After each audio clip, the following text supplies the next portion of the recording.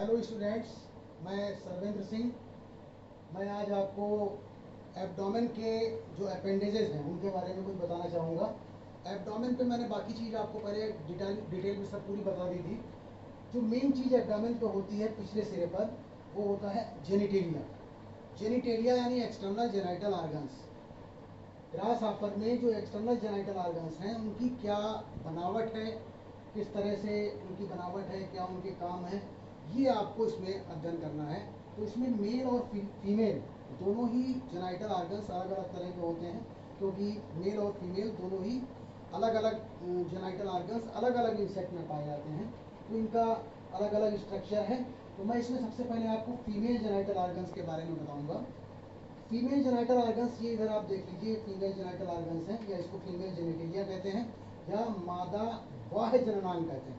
तो बाह्य जननांग और जनन तंत्र में आपको अंतर स्पष्ट रखना है। यहाँ पर जननांग की बात हो रही है, जननांग किस तरह के होते हैं। तो फीमेल यानी मादा के जननांगों की हम आज बात करेंगे। मादा में देखिए, ये उधर का ऊपरी हिस्सा है जिसको टर्गम कहते हैं, टर्गाइट कहते हैं। 8वां टर्गाइट, 9वां टर्गाइट और 10वां टर्गाइट, ये 10 टर्गाइट्स हैं। 9वां और 10वां टर्गाइट आपस में मिले हुए होते हैं, बिल्कुल एक जैसे ही मालूम पड़ते हैं, जैसे लगता है एक ही खंड हो। 10 खंड मैंने बताया था आपको ग्रास हापर में होते हैं। और नीचे जो स्टर्नम होता है उसमें स्टर्नम 9th तक होता है। इसके बाद 10वां स्टर्नम इसमें आपको नहीं दिखाई पड़ेगा, वो अपेंडेजेस के रूप में यहाँ पर जेनाइटल आर्गन्स बनाने में ही उपयोग हो जाता है। तो ये देखिए, यहाँ 10वें टर्गम के बाद में एक प्लेट है क्यूटिकुला की बनी हुई, जिसको सुप्राइनल प्लेट कहते हैं। इसके बाद में आप साइड में देख लीजिए, ये साइड में पोडिकल प्लेट्स होती हैं। साइड में एक जोड़ी, एक इधर होगी एक उधर होगी। तो ये 2 प्लेट्स होती हैं, एक तो सुप्राइनल प्लेट जो ऊपर से ढकती है, और एक साइड से ढकने के लिए पोडिकल प्लेट्स होती हैं। मादा जनन अंगों में क्या क्या चीज़ें होती हैं, ये आपको समझना बहुत ज़रूरी है। मादा जनन अंगों में कापुलेटरी पाउच या मैथुन कोश के अलावा एक अंडरोपक होता है, ओविपोजिटर होता है।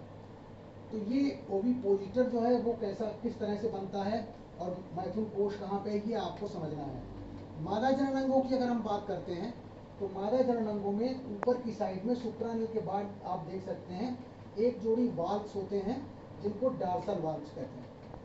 इसके बाद में नीचे अगर आप देखेंगे तो नीचे भी एक जोड़ी वाल्व्स होते हैं, जिनको वेंट्रल वाल्व्स कहते हैं। और एक जोड़ी छोटे से वाल्व्स होते हैं बीच में, दोनों डार्सल वाल्व्स के बीच में, इनको कहते हैं इनर वाल्व्स। ये यहाँ पर इनर वाल्व्स, ये भी 1 पेयर, ये डार्सल वाल्व्स 1 पेयर, और ये वेंट्रल वाल्व्स 1 पेयर। ये 3 जोड़ी वाल्व्स होते हैं। इसमें डार्सल वाल्व्स ऊपर की तरफ से और वेंट्रल वाल्व्स नीचे की तरफ से इस तरह से मिल जाते हैं, और पीछे का हिस्सा बंद हो जाता है, और इस तरह से एक ट्यूबुलर आर्गन बन जाता है, एक नलिकाकार अंग बन जाता है, जिसको ओविपोजिटर कहते हैं। और ये ओविपोजिटर क्या काम है इसका? इसका काम है अंडे देने का। माता जो अंडे देती है वो इस ओविपोजिटर की सहायता से दिए जाते हैं। और अंडे देने के लिए पहले जमीन में गड्ढा बनाती है इसकी फीमेल, तो गड्ढा बनाने का काम भी इस ओविपोजिटर के द्वारा ही किया जाता है। अब इन ओविपोजिटर के वाल्व्स जो होते हैं, इनका बीच का जो हिस्सा है, इसको कहते हैं मादा जनन कक्ष या फीमेल जेनाइटल एट्रियम। ये बीच में होता है, बीच का हिस्सा।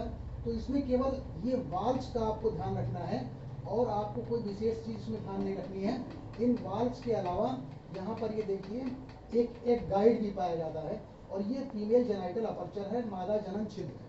तो केवल इतनी बात आपको इसमें फीमेल जेनेटेलिया में या मादा जननांगों में याद रखनी है, कि इसमें पीछे की तरफ सुप्रानल प्लेट होती है, और सुप्रानल प्लेट के बाद में क्या होता है, इसमें 3 जोड़ी वाल्व्स पाए जाते हैं, और 3 जोड़ी वाल्व्स आपस में मिलकर के एक नलिकाकार अंग बनाते हैं, जिसको ओविपोजिटर कहते हैं। और ऊपर की तरफ डार्सल वाल्व्स है, नीचे की तरफ वेंट्रल वाल्व्स है, और बीच में एक जोड़ी इनर वाल्व्स होते हैं। इनके अलावा एक गाइड होता है। ऊपर का डार्सल वाल्व और नीचे का वेंट्रल वाल्व आपस में मिलकर के एक ट्यूबुलर अंग बनाते हैं, जिसको ओविपोजिटर कहते हैं। बस केवल इतनी बात आपको ध्यान रखनी है। और ये भी बात आपको एक विशेष बात क्या ध्यान रखनी है, फीमेल जेनाइटल ऑर्गन्स को बनाने में 8वां और 9वां स्टर्नम, यानी उधर के 8वें खंड और 9वें खंड, दोनों खंड जो हैं उसके अपेंडेजेस, उसके उपांग इन जननांगों को बनाते हैं, जिसमें कि ये जो आपका डार्सल वाल्व है ये 9वें स्टर्नम से बना होता है, और ये जो वेंट्रल वाल्व है ये 8वें स्टर्नम से बना होता है। तो मादा के जेनाइटल ऑर्गन्स 8वें और 9वें उदर खंडों से बने होते हैं, जबकि जब मेल की हम बात करेंगे तो वहाँ केवल 9वां खंड ही भाग लेता है mail genital aperture, mail genital organs को बनाने में। तो ये बात ध्यान रखनी है। धन्यवाद। मैं मेल की बात फिर अगले इस चैप्टर में आपको करूँगा। अभी फीमेल का मैंने आपको बताया और ये आप समझ लीजिए इसको। धन्यवाद।